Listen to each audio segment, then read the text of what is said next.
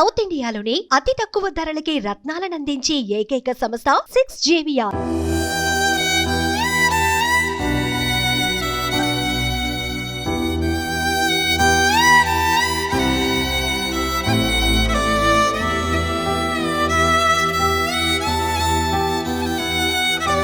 Hi hi.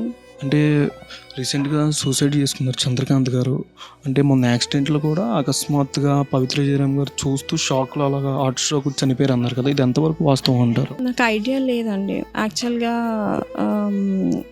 Driver ఉన్నారు అనేసి అని అన్నారు, కానీ ఆ డ్రైవర్ అయితే కనిపించట్లేదు మనకి మీడియా ముందు. సో తనకి మేజర్గా ఇంజరీ అయ్యింది, అంటే రిబ్స్ ఫ్రాక్చర్ అయ్యాయి అన్నది నాకు వచ్చిన ఇన్ఫర్మేషన్ ప్రకారము. అంతే తప్పితే ఇంకా నాకు స్ట్రోకా ఇదా అంటే రెండు డౌట్లో ఉన్నాను. అతనేమో స్ట్రోక్ అనేసి అని అంటారు, కొందరేమో రిబ్స్ ఫ్రాక్చర్ అయ్యాయి ఆల్ ఆఫ్ సడన్ యాక్సిడెంట్లో అనేసి అని అంటారు.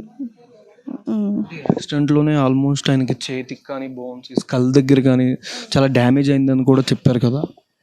తనకి చెయ్యి ఫ్రాక్చర్ అవ్వడం, హ్యాండ్ ఫ్రాక్చర్ అయితే అయ్యింది. తను ఎంత మొండివాడంటే చాలా మొండివాడు. ఏది ఉన్నా కానీ వదిలేసుకొని చాలా మొరటిగా చేస్తాడు, ఎలాంటిదైనా సరే. చూయించుదాము డాక్టర్ దగ్గరికి అని నాతో మాట్లాడక 5 years అయిపోయింది. వాళ్ళ మదర్ చెప్పారనమాట, చూయించుదాం డాక్టర్ దగ్గర తీసుకెళ్ళండి అని ఫ్రెండ్స్కి కూడా రిక్వెస్ట్ చేస్తే రాను అనేసి అని అన్నారు. తర్వాత అనేసి అని అన్నారు. అంతే. మీకు ఆయనకి ఎన్ని మ్యారేజ్ అయింది చంద్రకాంత్ సార్కి? మీకు 2015 29th October మ్యారేజ్ అయ్యింది మాకు పెద్దల సమక్షంలో. November 29th మ్యారేజ్ అయ్యింది 2015లో. ఆల్మోస్ట్ మాది మ్యారేజ్ అయ్యి 8 కంప్లీట్ అయ్యి 9 రన్నింగ్ అవుతున్నాయి. అంటే స్టార్టింగ్ మ్యారేజ్ అయిన దగ్గర నుంచి అంటే ఎట్లా ఉండేవాళ్ళు మీతో? త్రినేని సీరియల్ కాంట్రాక్ట్ సైన్ చేసే ముందు వరకు చాలా నేనంటే పిచ్చి తనకి. ఎంత అంటే ఇంట్లో మిస్కమ్యూనికేషన్స్ అవి క్యాజువల్గా ఏ ఫ్యామిలీలో అయినా అవుతాయి. అవినప్పుడు కూడా వాళ్ళ డాడీకి చెప్పేవాడు, డాడీ నేను ఈ పొజిషన్లో ఉన్నానంటే దీనివల్లనే ఉన్నా డాడీ, అదే నా లైఫ్, అదే నాకు లైఫ్ ఇచ్చింది, అదే నన్ను చేంజ్ చేసింది అనేవాడు. షూట్కి వెళ్ళేటప్పుడు కూడా కన్నా ఇప్పుడే స్టార్ట్ అయినా ఇక్కడ నుంచి స్టార్ట్ అవుతే, ఇంటి దగ్గర నుంచి స్టార్ట్ అవుతే లొకేషన్కి రీచ్ అయ్యే వరకు కంటిన్యూగా కాల్లో ఉంటాడు. బ్రేక్ దొరికినప్పుడు కంపల్సరీ కాల్ చేస్తాడు, బ్రేక్ కాల్ చేస్తాడు. తర్వాత రిటర్న్లో కూడా కంటిన్యూస్గా కాల్ చేస్తాడు. అలాంటిది ఆల్ ఆఫ్ సడన్ ఈ పవిత్ర జయరామ్ ఎంటర్ అవ్వడము ఆఫ్టర్ లాక్డౌన్ మనిషిలో చాలా చేంజ్ వచ్చింది. చాలా అంటే చాలా చేంజ్ వచ్చింది. ఇంకా ఎప్పుడైతే పవిత్ర జయరామ్ పరిచయం అయ్యిందో అప్పటి నుంచి నాతో సరిగ్గా ఉండట్లేదు, మాట్లాడట్లేదు. చేతి మీద 2021 అనే టాటూ ఉందండి ఇద్దరి మీద, అంటే దాని గురించి నాకు తెలియదండి, క్లారిటీగా అన్నది తెలియదు. నేను ఈ మధ్య సుమన్ టీవీలో అంటే పవిత్ర జయరామ్ ఫ్యూనరల్ తర్వాత చూశానన్నమాట.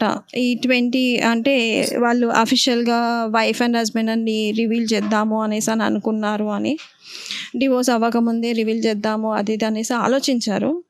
ఆవిడ కూడా నేను వీడిని వదలను అనేసి అని అనింది. అంటే నేను మాట్లాడాను తనతో, పవిత్ర జయరామ్తో, ఏంటిదంతా అనేసి. తను నేను వదలను, వాడు నాకు నచ్చాడు, మామ అనేసి పిలుస్తుంది. అది ఏం ట్రాప్ ఏంటో అర్థం అవ్వలేదు నాకు కూడా. ఒక కన్ఫ్యూజన్ స్టేజ్లో ఇంతమంది అతను అంటే నేనంటే బేసికల్లీ నేనంటే పడి చచ్చిపోయి అతను చాలా చేంజ్ వచ్చింది. అంత చాలా అంటే చాలా చేంజ్ వచ్చింది, అసలు ఎక్స్పెక్ట్ చేయలే. సరే తనే కావాలి అనేసి అని అన్నాడు. సరే ఫైన్, తనే కావాలి అంటే వెళ్ళిపో, మాకు ఏదైతే న్యాయం చేయాలనుకున్నా చేసి వెళ్ళిపో, అక్కడ హ్యాపీగా ఉండు, పోనీ కనీసం అట్లనన్నా హ్యాపీగా ఉంటావు, అలైవ్ ఉంటావు అనేసి అని అనుకున్నాం. కానీ ఇలా అక్కడికి వెళ్ళిపోమని చెప్పారు. నేను చెప్పడం కాదు, తనని ఇక్కడికి వచ్చేసేయమంటే కాదు కాదు నేను ఇక్కడికి రాను అంటే నేను అక్కడే ఉండిపోతాను అనేసి అని అన్నాడు. సో అది నీ ఇష్టం. ఇప్పుడు మనకి ఇక్కడ నాకు డిసడ్వాంటేజ్ ఏమైపోయిందంటే అడల్టరీ లీగలైజ్ అయిపోయింది. దానివల్ల ఈ ప్రాబ్లం నేను ఫేస్ చేయాల్సి వచ్చింది. అడల్టరీ వల్ల ఇల్లీగల్ అఫేర్ ఏదైనా నడుస్తుంది కాబట్టి తను వెళ్ళిపోయాడు. నా ఇష్టం నా లైఫ్ అన్నాడు. ఈరోజు నాకే లేకుండా పోయాడు.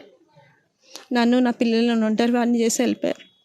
అంటే ఆ 5 years కాకుండా నెక్స్ట్ 2021 ఆ లాక్డౌన్ 390 సీరియల్ స్టార్ట్ అయిన దగ్గర నుంచి అంటే అప్పటి నుంచి ఇంటికి రావడం కానీ ఏం సరిగ్గా యాక్చువల్గా వీళ్ళది నాకు తెలిసి కూడా after close to 1 year 1.5 year మధ్యలో తెలిసింది. అంటే మా ఇద్దరి మధ్యలో కొంచెం కొంచెం గొడవలు స్టార్ట్ అవుతున్నాయి అప్పుడే. ఆల్మోస్ట్ 5 years నుంచి ఉన్నారని చెప్పారు ఆయన. అంటే కొద్ది గొడవలు స్టార్ట్ అవుతున్నాయి. స్టార్ట్ అయినప్పటి నుంచి నేను మాట్లాడట్లేదు.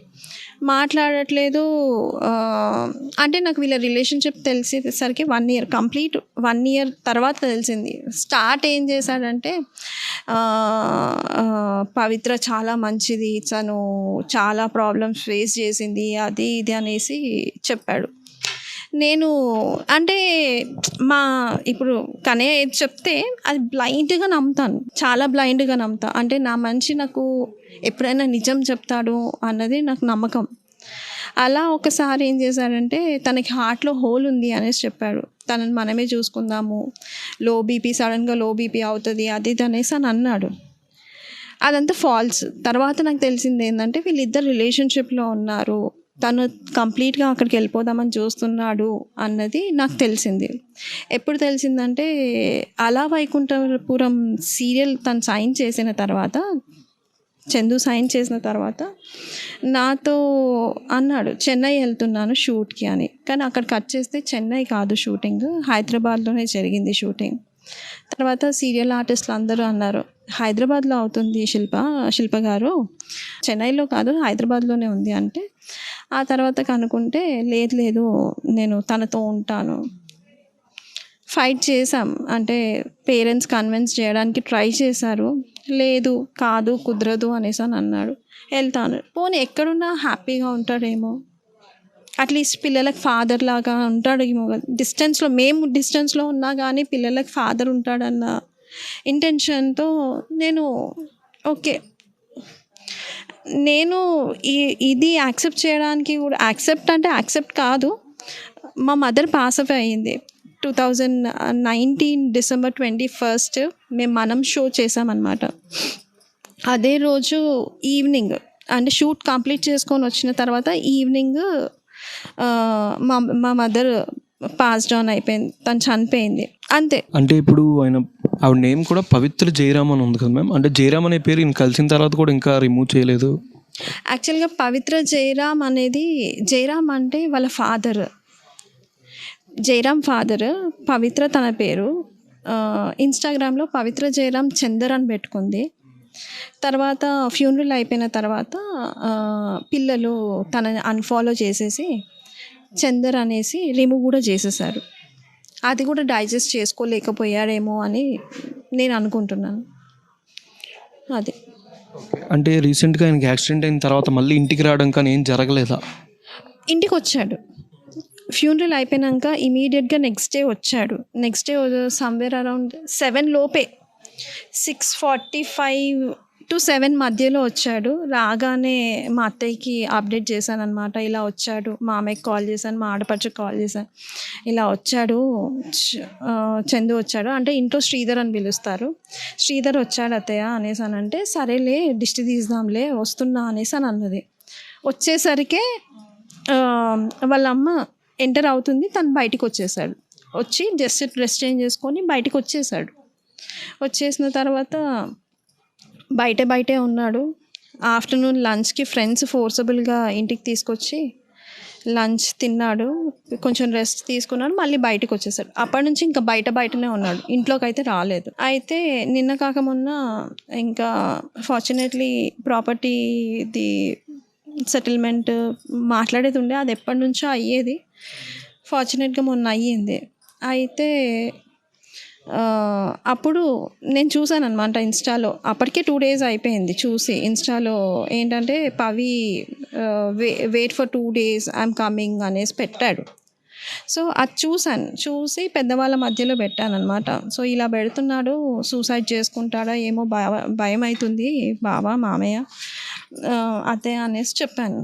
అంటే అందరి మధ్యలో ఏమన్నాడంటే, నేను అంత పిరికివాడిని కాదు, నేను చేసుకోను, నా పిల్లలు ఉన్నారు అనేసి అని అన్నాడు. ఆ తర్వాత అదే రోజు ఈవినింగ్ ఫుల్ తాగేసి చేయి కట్ చేసుకున్నాడు, రిస్ట్ కట్ చేసుకున్నాడంట. రిస్ట్ కట్ చేసుకున్న సంగతి తెలిసి ఇంట్లోకి రమ్మంటే రావట్లే. ఫ్రెండ్ వాళ్ళ ఇంట్లో ఉన్నాడు, అక్కడ తినేసి పడుకున్నాడు. సో ఫైన్, సేఫ్ ప్లేస్లో ఉన్నాడు, అలైవ్ ఉన్నాడు, అంతే చాలు, పిల్లలకు ఫాదర్ ఉన్నాడు అని అనుకున్నా. అంతే తప్పితే ఇంకా వేరేది ఆలోచించలేదు. సుమన్ టీవీలో మీ పర్సనల్ అండ్ బిజినెస్ ప్రమోషన్స్ కోసం కింది నెంబర్కి కాంటాక్ట్ చేయండి.